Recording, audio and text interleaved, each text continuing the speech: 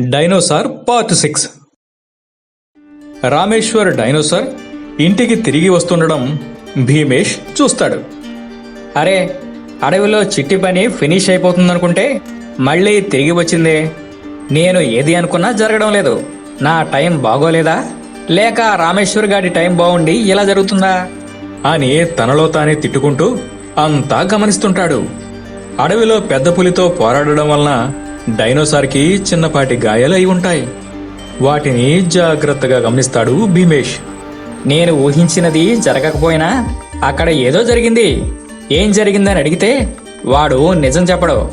నేనే రహస్యంగా తెలుసుకోవాలి అని అనుకుంటాడు.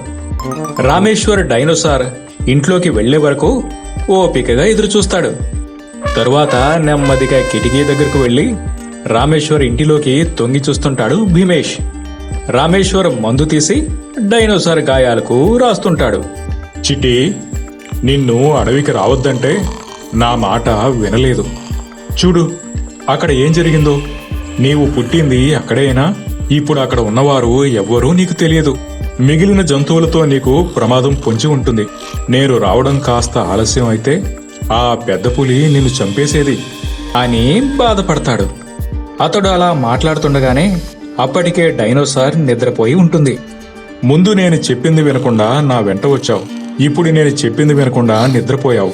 చూద్దాం ముందు ముందు ఏం జరుగుతుందో. తరువాత రామేశ్వర్ కూడా పడుకుంటాడు.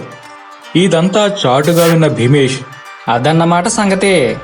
పెద్ద పులి చేతిలో అపాయం తప్పినా ఏదో ఒకరోజు అడవిలో వీళ్ల పని ఫినిష్ కాక తప్పదు అంటూ వెకిలిగా నవ్వుకుంటాడు. అడవిలో పెద్ద డైనోసార్ కోపంతో రగిలిపోతూ ప్రతి చోట తన గుడ్డు కోసం వెతుకుతూ ఉంటుంది. పెద్ద పెద్ద చెట్లను పీకి అవతల పారేస్తుంది. కనిపించిన జంతువును ఒక్క తన్నుతుంది. డైనోసార్ దెబ్బకి అడవంతా రచ్చరచ్చ అయిపోతుంది. ఈ విషయం తెలిసి పెద్ద పులి పరుగు పరుగున డైనోసార్ దగ్గరకు వస్తుంది. ఆగు మిత్రమా, ఆగు. నీ గుడ్డు ఎక్కడ ఉందో నాకు తెలుసు అన్నది పెద్ద పులి. తెలుసా? ఎక్కడ ఉందో త్వరగా చెప్పు అంటూ ఆతృతగా అడిగింది డైనోసార్. ఇప్పుడు నీ గుడ్డు పిల్ల అయింది. ఒక కట్టెలు కొట్టేవాడి దగ్గర ఉన్నది. ఈ విషయం నీకెలా తెలుసు? మొన్ననే అతను అడవికి వచ్చేటప్పుడు ఒక డైనోసార్ పిల్లని వెంటబెట్టుకుని వచ్చాడు. మనిషి దగ్గర డైనోసార్ పిల్ల ఉండడమేమిటని అనుమానం వచ్చింది.